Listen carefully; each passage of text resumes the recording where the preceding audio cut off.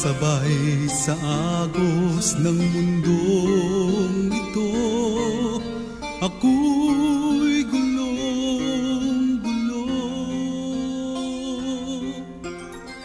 Tuburan sa panalangin, kini nga programa gimugna sa East Coast Gospel Mission. Alas 6 hangtod alas 6:30 matag adlaw.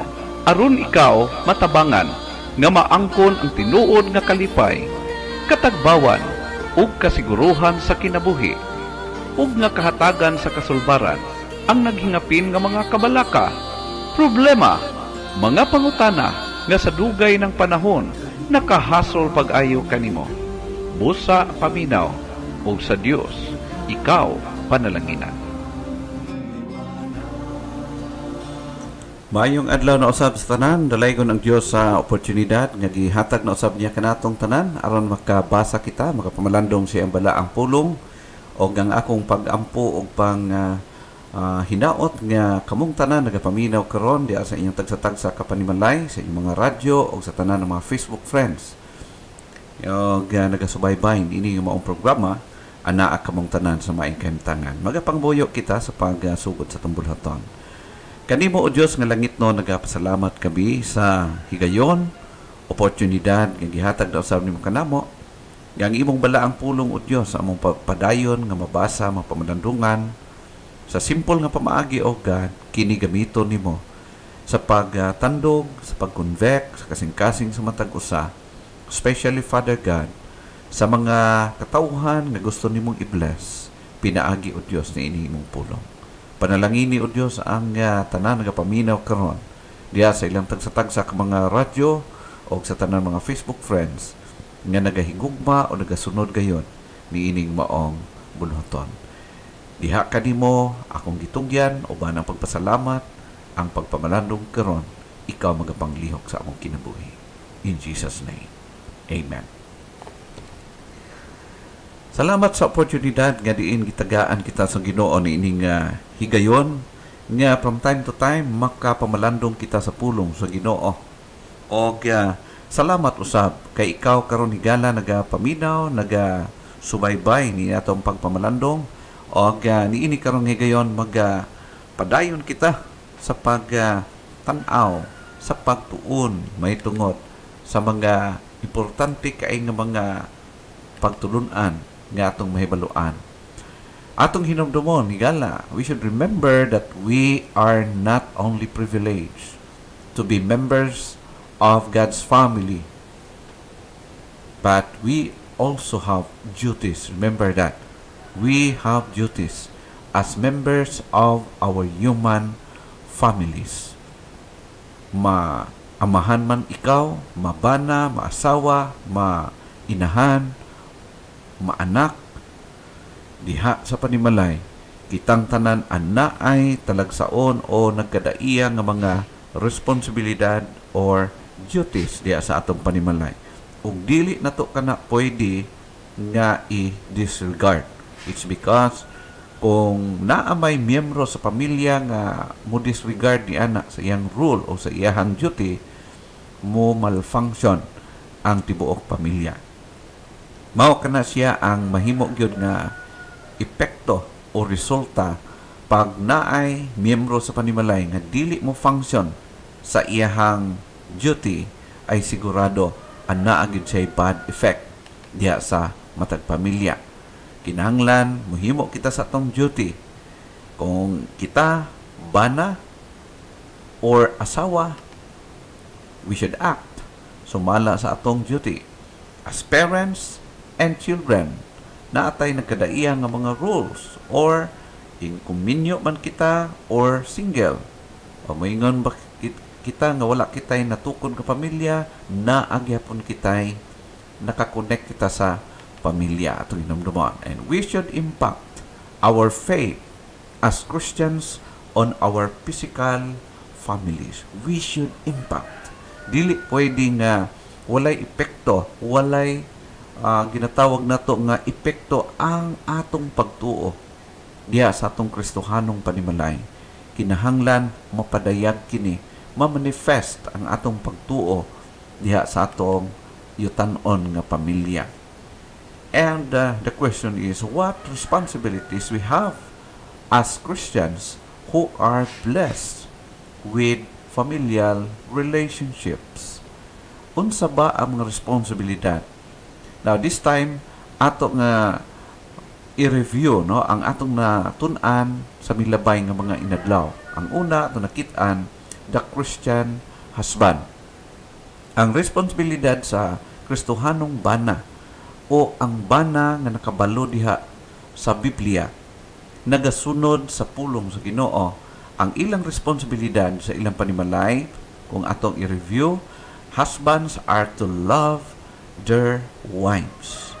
Now, kining love din broad kay siya higala kung imo tan-awon, nag-involve kini og tibuok nga responsibilidad alang sa tibuok pamilya, paghigugma, pag-take care, pag-preserve, pag-provide, tanan. No? Mao na siya ito makita.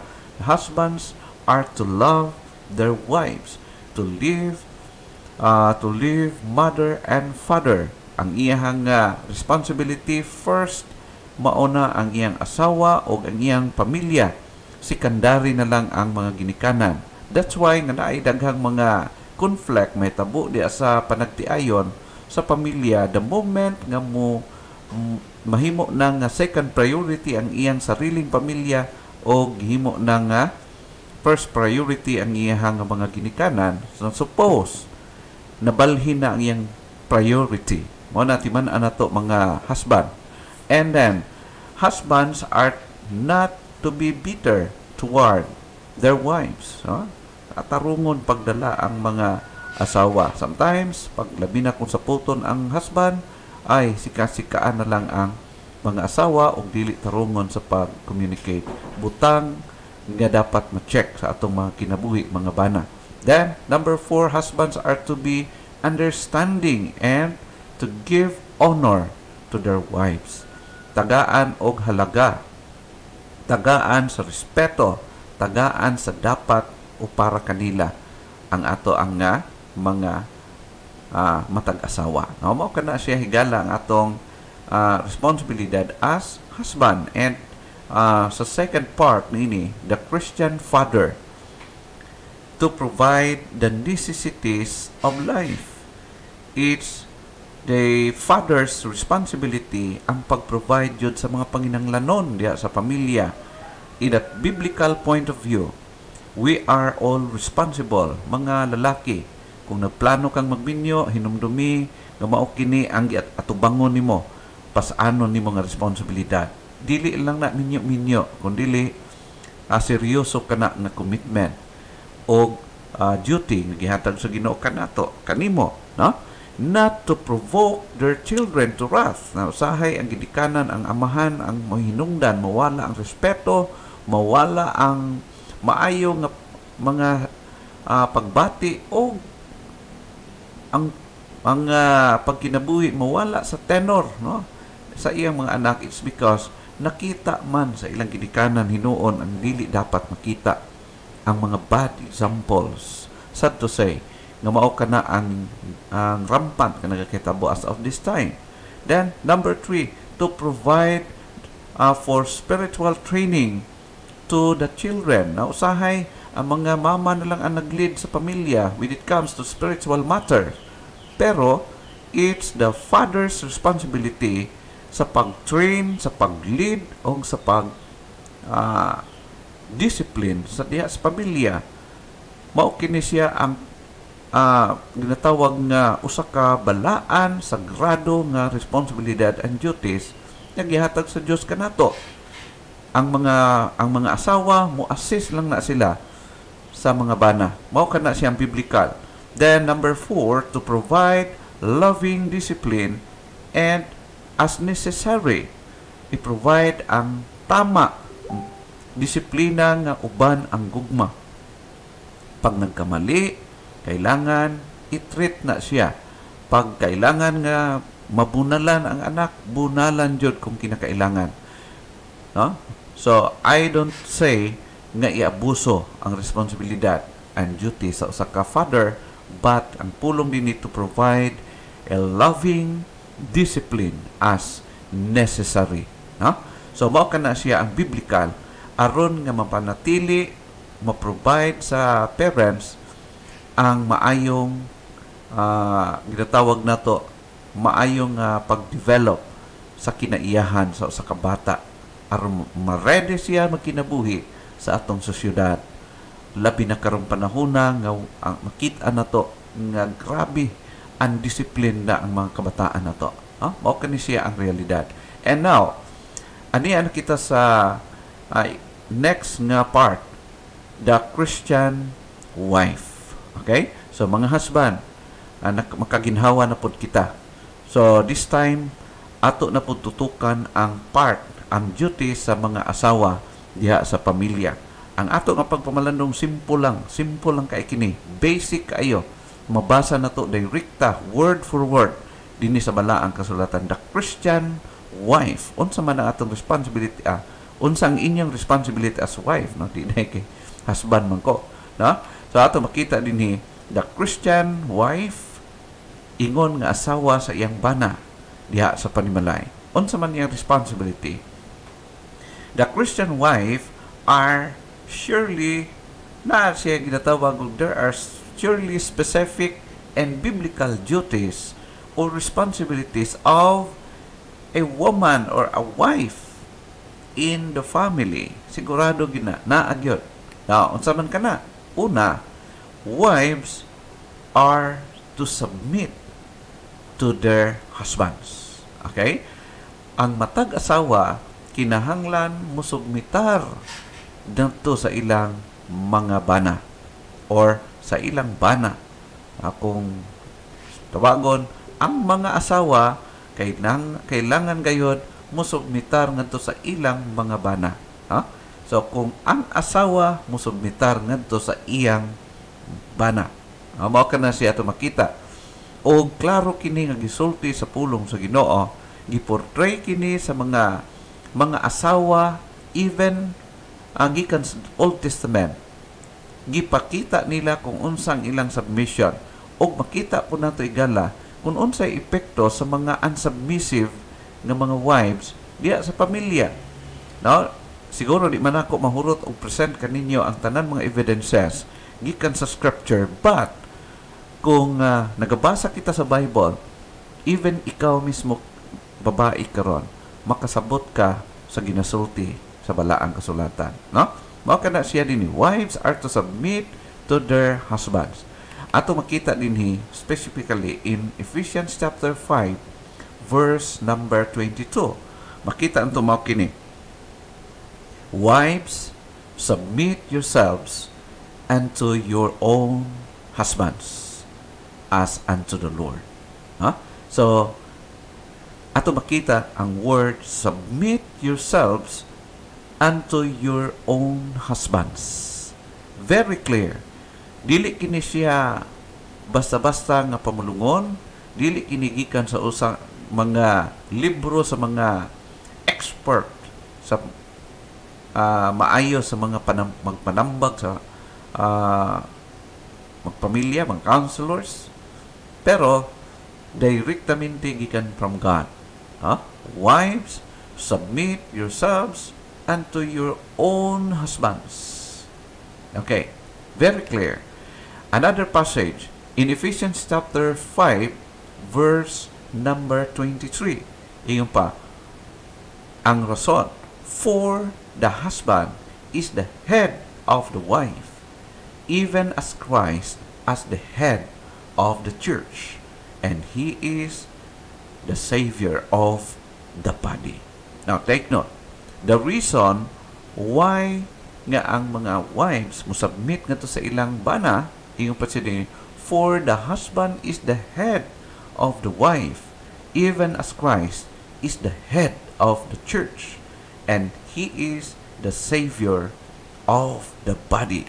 In verse 24, therefore, as the church is subject unto Christ, so let the wives be to their own husbands in everything. Okay? So, kung imong makita, in everything, sa tanan nga aspeto sa iyong pagkinabuhi, wives are to submit to their own husbands. Mao kana siya to makita klaro gyud. Ug dili pwede nga i-distort ang scripture, ang verse. Kinahanglan i-follow siya. Now, kung imong tan-awon higala, ingon sa verse 23, as reason why nga ang asawa kinahanglan musubmitar sa ilang kaugalingon ngadto sa ilang husband in all aspects, in everything. Ingon sa verse 24, the reason is because the husband is the head of the wife. Now, gusto ko lang i-emphasize, it's not about how brilliant ang imo nga panghuna-huna asawa or babae. Dili gini naghisgot about kung kinsa ang mas bright diya sa pamilya. Daghan mga asawa maingon mas bright man gud ko sa akong husband. Mas bulok man akong husband, wala may grado akong husband. Ako man ang mas dakong grado, ako man ang mas bright, ako man ang mas kuyaw diskarte. No, it's not about that. But it's about submission. It's about following God. Ang pagsubmit sa wife ngadto sa iyang husband, wala na nagdepende kung bright siya o dili. Kung dili, nagdepende ka na kung unsa ka siya ka obedient sa command sa Ginoo. No? So mao na kung ang mga babae, kung tan-aw nimo nga murag hina ang lalaki nangulitaw sa imo, ayaw na lagsugta. Kung nagplano ka nga musubmit lang ka sa imong husband kung bright siya. So, mga asawa o mga babae karon nagapaminaw.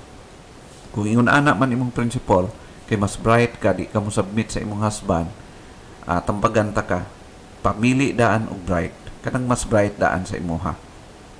No? Para nga makasubmit ka. Kusang loob ka makasubmit kay mas bright imong husband. Pero kung dili kay siya bright, ayaw siya pamanaha.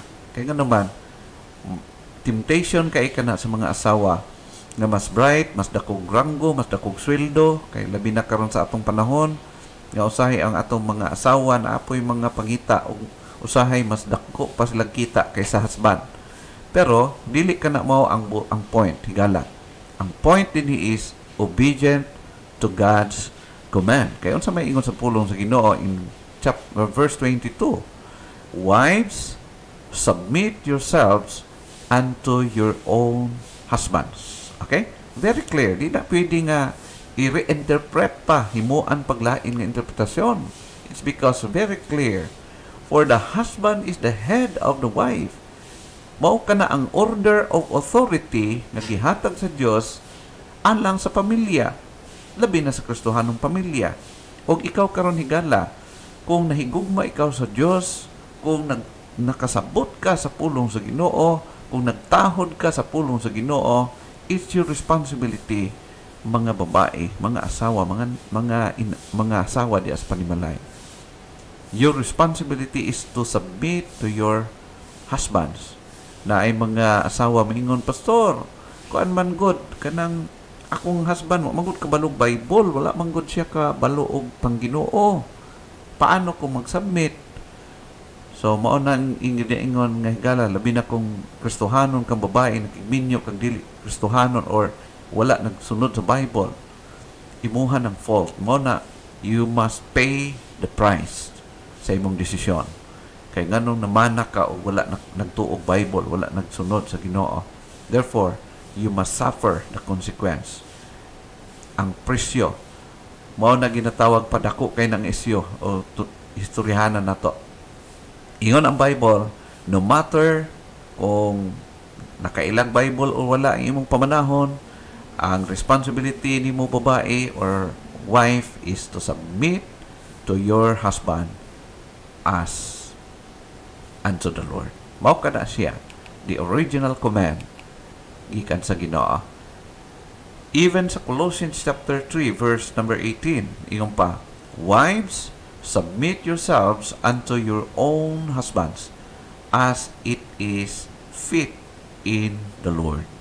So bisang unsaong ginato pagbasa higala, ang mga linya, mga bersikulo sa balaang kasulatan, kung magisgot gani og rule sa mga asawa diya sa panimalay, ang ilang yung primary role, duty, is to submit to their own husbands. Now, di na to madinay karon nga ang atong sosyedad gi-elevate nila ang authority sa mga babae. In fact, naghimo paglamisa para sa mga babae, pero I'm not dili ko disagree. Tungod kay daghan mga kababayan-an, mga asawa nga naabuso, no? So naay tama pugod nga naay mo depensa, pero not to the extent nga ang rule or ang authority sa wife diya sa panimalay mulabaw pa hinuon kaysa rule sa mga husband. That is unbiblical. Kay ingon ang pulong sa Ginoo, wives, what is your duty? Submit yourselves unto your own husbands as it is fit in the Lord. Means to say, kung ang asawa wala na musubitar siyang bana, dili na siya fitted sa plan o sa kagustuhan sa Ginoo. Okay? So, mao ka na siya gala ato makita og even sa pamilya na kung ang asawa manakailang Ginoo, ang bana wala, kay nagpili kay gwapo lagi, so giminyuan niya bisag dili kabalo gyud siya nga wala gyud nag-ilag sa Ginoo, so bayaran niya ang presyo. Ingon pa sa 1 Peter chapter 3 verse 1, ingon pa, in a similar way, you wives must submit yourselves to your husbands, so that even if some of them refuse to obey the word, they may be won over without a word through your conduct as wives. So, kung naamanggay naminyo o dili wa nagtuong Ginoo ang iyahang napamana tungod kay gwapo man, so i-pay ang price. So, ato makita dinhi nga dakong kahimuan ang pagka-submissive sa wife, ang pagka matawag nato masinulundon sa asawa diya sa iyahang husband. Dakong kahimuan kay ngano man ingon si Apostle Peter, ingon siya dinhi, so that if some of them refuse to obey the word, na mga tao, mga husband nga wala magtuog pulong sa Ginoo, wala magtuog Ginoo, they may be won over without a word through your conduct as wives. So diha sa imong kinaiya sa pagka masubmiton diha sa imong bana, makita niya ang uniqueness, ang kalahi sa imong kiniyahan, ug ma-bless siya o maintriga siya o maliwanagan siya nga ang iyang kinabuhi matungyan niya diya sa Ginoo. O kana siya gala. Dili na kailangan nga daghan pagpulong nga isulti sa asawa nga to siyang bana aron madala iyang husband. But ang imong conduct mas lanog pa kaysa amplifier or sa speaker nga mo singgit sa imong bana, nga mo alagad ka sa Ginoo, tugyan ka sa imong kinabuhi sa Ginoo, mag-submit ka sa imong kinabuhi sa Ginoo. Mas lanog pa ang conduct sa asawa kung mapakita niya ang real nga submission nito siyang husband. Ingat sa verse 2, when they see your pure and reverent lives. Kanang mapatinahuron ka sa imong husband, kanang nagrespeto ka sa imong husband, diha nimong pakita ang Kristohanon nga pagkinabuhi og ma-bless. Walay choice ang imong husband, makita ganyan difference. Dili pareho sa mga asawan ining kalibutan nga mas isog pa kaysa ilang mga bana. Mao kana siya klaro-klaro higala. Submission as to the Lord as is fitting in the Lord. Mao gyud ang perfect nga gusto sa Ginoo. Submission as the church is subject to Christ. So, mao kana siya ang pattern na gihatag sa pulong sa Ginoo. Di lang kana. Number 2, wives are to respect and love their husbands. Okay? Kung imong tanaw ni gala, ang role sa husband is to love their wives, or sa mga husbands or sa ang bana maghigugma sa ilang asawa. Pero Vice versa, ato makita in verse, in number 2, kung imong tanaw ni Gala, ang wives sport, naturally, mo respond siya sa paghigugma usab. Nato siyang bana, talking about sa pag-asikaso, pag-atiman ni ini. Wives are to respect and love their husbands. Kung imong tanawon, in Ephesians chapter 5 verse 33, nag-ingon, but each individual man among you must love his wife as he loves himself. And may the wife fear her husband. Okay? Ang asawa magakahadlok sa iyang bana. But pasabot, fear, dili nga magkurog siya. But pasabot, naghisgot about reverence. No? Ang kanabitang respeto pagtahod niya sa iyang husband. Dili nga nagkurog siya, nga murapon siya og kanang itoy. No? Dili na siya mao. Ang pulong din is naa siya proper, exact nga pag-play sa iyang role. Ingon usa ka submissive wife, supportive wife, ngadto sa iyang mahigugmaon pod nga husband, of course. Okay? So, mao ka na siya in verse 4 in Titus chapter 2, nagingon, they should encourage the younger woman to love their husbands, to love their children.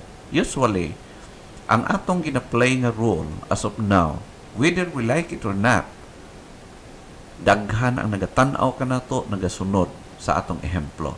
Mutuo kag sa dili Gala, kung unsa ang imong gipakita nga kinaiyahan diha sa imong panimalay. There are many nga naga-follow kanimo. Kung ikaw asawa nga masabmiton, nagatahod sa imong husband, naga-show ikaw og example nga ang imong mga anak or ang imong mga silingan, ang mga kababayan nga ubos kanimo og pangidaron, mahimo kanilang modelo usa ka good model. Makaingon sila, ganahan ko ni anak nga wife kay kwan gyud no, naga-submit o nagapakita gyud siya sa tama gyud nga kinaiyahan ngadto sa iyahang husband. So someday pag magninyo pud ko, maging anak pud ko, i-love pud nako ang akong husband, mo respect ko sa akong husband, o i-love pud nako ang akong mga kabataan. No? Mao na siya. O that is a primary responsibility sa mga older wives and mother diya sa panimalay. So, ato makita in verse 4, they should encourage the younger woman to love their husbands, to love their children. Klaro kay Gala, ang atong pagpamilya, ang atong pagbuo og pamilya, dili lang ni pamilya. It was planned by God. It was ordained by God. O kini siya, ang pagpamilya higala, nagpicture out kini sa atong relasyon diha sa Dios. Ingon na kita sakop sa pamilya sa Ginoo. Kita pod as Christian atong i-reflect, atong i-portray, atong ipadayag kung unsa kita ingon nga miyembro sa pamilya sa Dios, ingon nga miyembro sa Kristohanong pamilya ni kalibutan. Not just to submit, but to do so with respect and love for their husband. No? Respect and love for their husband. Now, mga bana po, remember, kaning word nga respect and love for their husband, ang love din nag-signify siya og response. Ingon nga, gihigugma nimo ang imong asawa naturally pod mulab pod siya sa imuha. Pero ang lalaki, ang husband mao mag-initiate.